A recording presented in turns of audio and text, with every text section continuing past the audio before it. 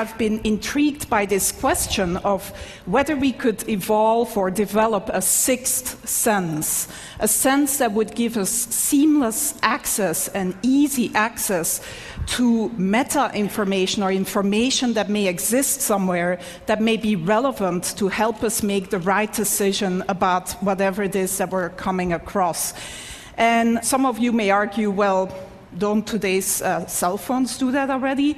But I would say no. When you meet someone here at TED, and this is the top networking place, of course, of the year, you don't shake somebody's hand and then say, can you hold on for a moment while I take out my phone and Google you? Or when you go to the supermarket and you're standing there in that huge aisle of different types of toilet papers, you don't take out your cell phone and open a browser and go to a website to try to decide which of these different toilet papers is the most ecologically responsible purchase to make. So we don't really have easy access to all this relevant information that can just help us make optimal decisions about what to do next and what actions to take. And so my research group at the Media Lab has been developing a series of inventions to give us access to this information in a sort of easy way without requiring that the user changes any of their behavior.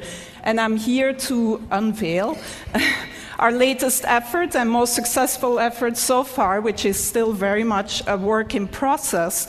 I'm actually wearing the device right now, and we've sort of cobbled it together with components that are off the shelf, and that, by the way, only cost $350 at this point in time. I'm wearing a camera, just a simple webcam, a portable battery-powered projection system with a little mirror.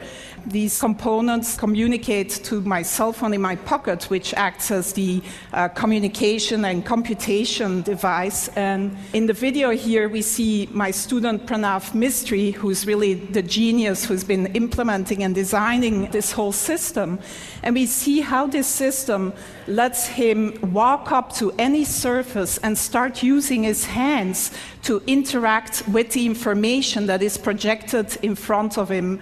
The system tracks the 4 significant fingers. In this case, he's wearing simple marker caps that you may recognize. But if you want a more stylish version, you could also paint your nails in different colors. And the camera basically tracks these 4 fingers and recognizes any gestures that he's making, so he can just go to, for example, a map of Long Beach, zoom in and out, etc. The system also recognizes iconic gestures, such as the take a picture gesture, and then takes a picture of whatever is in front of you. And when he then walks back to the Media Lab, he can just go up to any wall and project all the pictures that he's taken, sort through them and organize them and resize them, etc.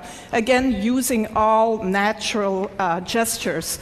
So some of you most likely were here 2 years ago and saw the demo by Jeff Hahn, or some of you may think, well, doesn't this look like the Microsoft Surface table? And yes, you also interact using natural gestures, both hands, etc. But the difference here is that you can use any surface. You can walk up to any surface, including your hand, if nothing else is available, and interact with this projected data. The device is completely portable and can be...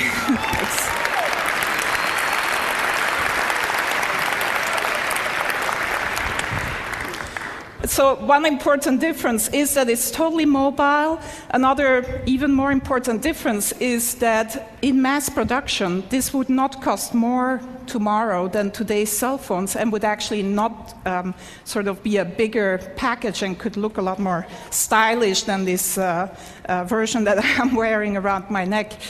But other than letting some of you live out your fantasy of looking as cool as Tom Cruise in Minority Report, the reason why we're really excited about this device is that it really can act as one of these sixth sense devices that gives you relevant information about whatever is in front of you.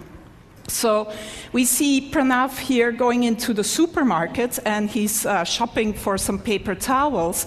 And as he picks up a product, the system can recognize the product that he's picking up using either image recognition or marker technology and give him the green light or an orange light. He can ask for additional information. So this particular choice here is a particularly good choice given his personal criteria. Some of you may want the toilet paper with the most bleach in it rather than the most ecologically responsible choice. But if he picks up a book in the bookstore, he can get the Amazon rating, gets projected right on the cover of the book. This is Juan's book, our previous speaker, which gets a great rating, by the way, at Amazon. And so Pranav turns the page of the book and can then see additional information about the book, reader comments, maybe sort of information by his favorite critic, etc. If he turns to a particular page, he finds an annotation by maybe an expert of a friend of ours that gives him a little bit of additional information about whatever is on that particular page. Reading the newspaper, it never has to be outdated. You can get video annotations of the events that you're reading about. You can get the latest sports scores, etc. This is a more controversial one. As you interact with someone at TED, maybe, you can see a word cloud of the tags, the words that are associated with that person in their blog and personal web pages. In this case, the student is interested in cameras, etc. On your way to the airport, if you pick up your boarding pass, it can tell you that your flight is delayed, that the gate has changed, etc. And if you need to know what the current time is, it's as simple as drawing a watch on your arm. So that's where we're at so far in developing this sixth sense that would give us seamless access to all this relevant information about the things that we may come across. My student Pranav, who's really, like I said, the genius behind this.